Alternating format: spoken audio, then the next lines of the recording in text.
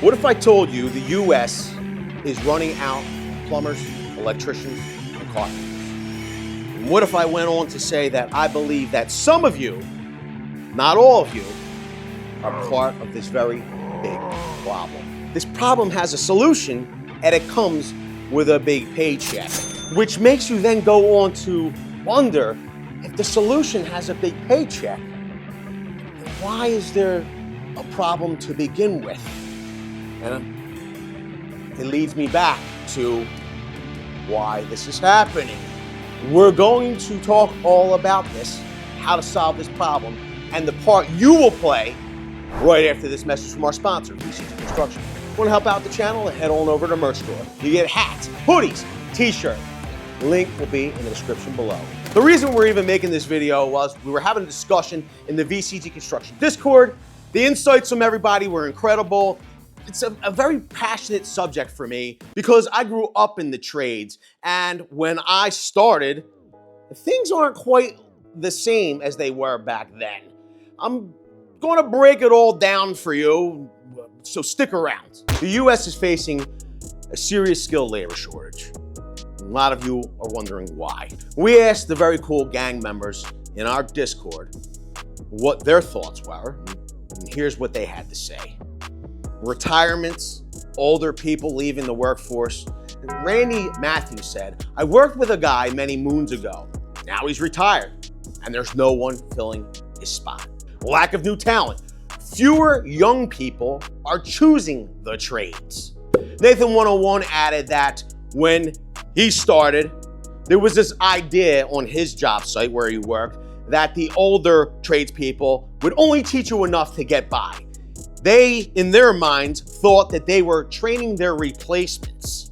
Another factor could be the cultural stigma of being in the trades, the fear of failing in the trades, and the belief that the trades aren't as valuable as jobs that require college degrees. Mr. Bigglesworth from the Discord thinks the selfish mindset is everywhere. Some people don't want to compete, so they don't pass down knowledge. Misconceptions about the trades. Some people believe that it's all backbreaking labor, unsafe work, and bad pay. Midnight Wolf also said people assume the worst about the trades. Long hours, no benefits, but those of us actually in the trades know that's not true. Here's the thing, it can be long hours, and sometimes it is hard work. But frankly, is that something to be scared about? Working, putting in a hard day's work, putting in long hours, the sense and feeling of accomplishment? Not for me. But there has to be a reward that goes along with that backbreaking work and those long hours. This isn't just an industry problem though. It affects everyone. Here's what happens when we don't have enough skilled workers. When we don't have enough skilled workers to go around, that means that every tradesperson that is working has to work longer hours. In turn, that means the possibility of having those workers work more overtime. Overtime means time and a half, double time. If it's a holiday, maybe even triple time, depending on how urgent the job is. That means rising costs. Everything costs more when there's a labor shortage. This also means delayed projects. Fewer workers means jobs take longer. Randy Matthews said, thinking about my guy the other day, we were doing a basement reno, and while I'm setting tile, he heard his helper repeatedly scoring the tile over and over and over again. He was never getting cut, just kept scoring and scoring and scoring. Randy had to stop what he was doing and show him the right way. Score, snap. But Randy took the time to stop what he was doing to instruct this apprentice on how the correct way to score and snap the tile. So now instead of having one skilled person trying to accomplish that job, there's now two skilled people. That means that, yes, Randy had to take a few extra seconds, minutes, to show the apprentice how to do his job, but now they can get twice as much done in a short amount of time. He invested the time to instruct this young person on the job site. Higher costs, less labor means more expensive projects. Nathan says, I tell guys, mistakes happen, but they make new material every day. learn from it, and move forward. And I think this goes back to the whole stigma or the fear of failure. This is a big problem on the job site. A lot of you are guilty of this. Apprentices, a lot of times, are frozen with fear. Number one, that expensive material that their boss paid for is going to get ruined if they make a mistake.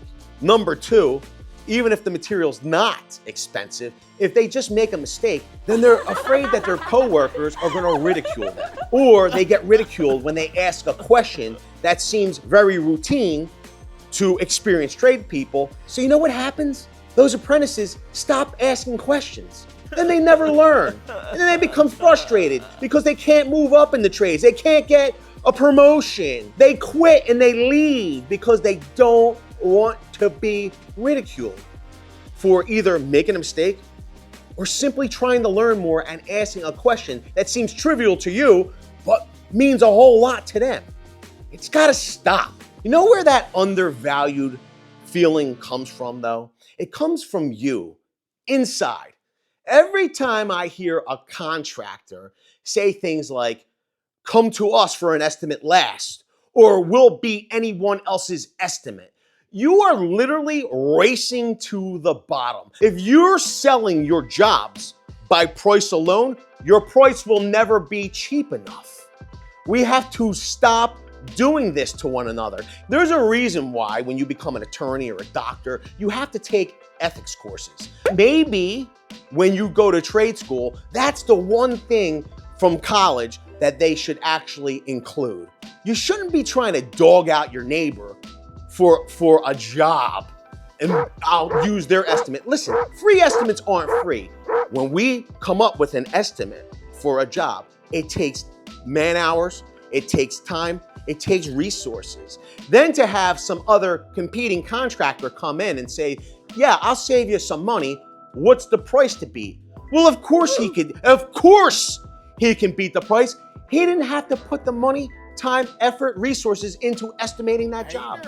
That's why we have this feeling of being undervalued in the trades. We're perpetuating that ourselves. We're doing it to ourselves. Now, frankly, for me, I don't care what someone else's estimate says. I don't beat people's estimates. We create our own estimates here because just because Tom down the street or one truck Chuck can do a job at said price doesn't mean I'm going to be able to do it.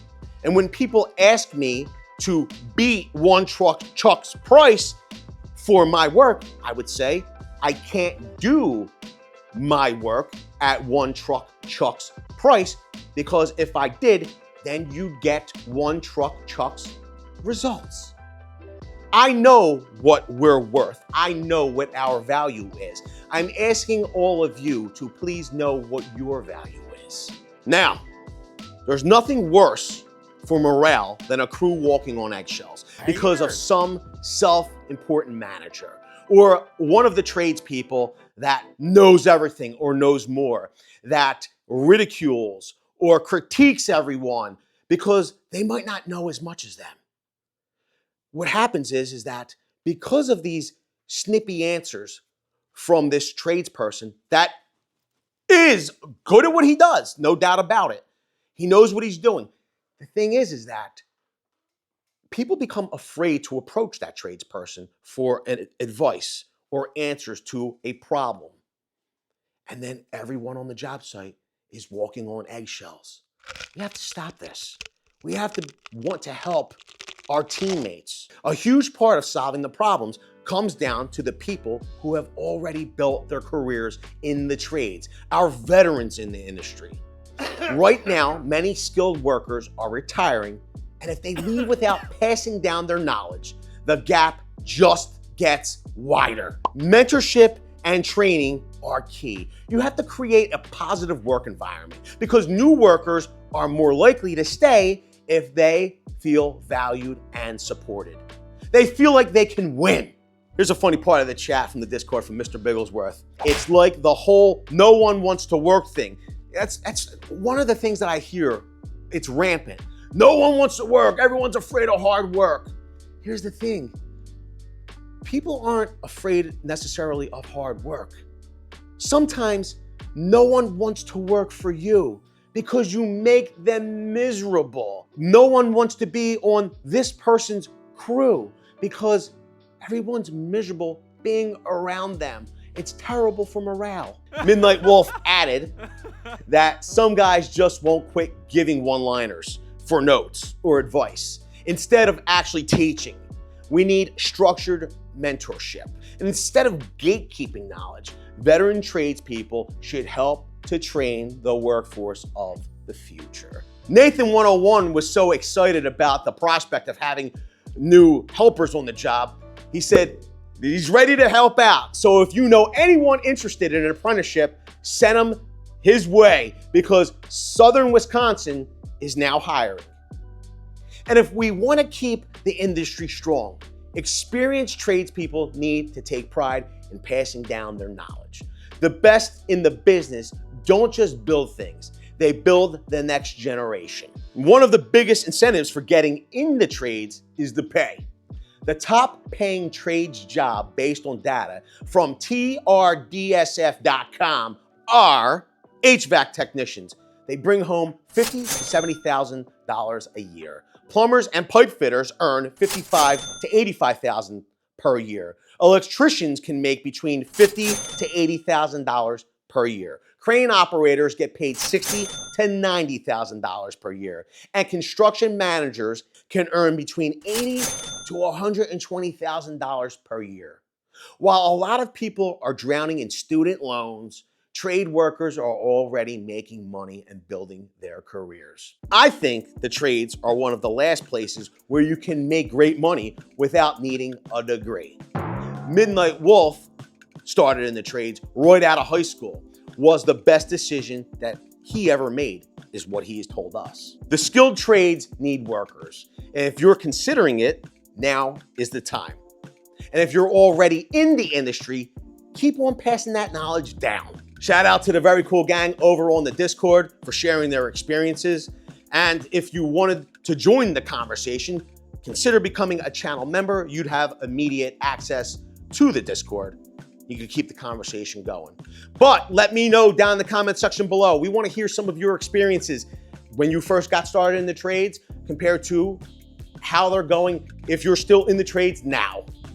Do you think you would have, instead of becoming a doctor, a lawyer, a paralegal, would have joined the trades if there wasn't this stigma around it? We want to know. Leave it all below. With that, I want to say I appreciate each and every one of you being here. Thanks a lot, everybody. Hope to see you all on the next one.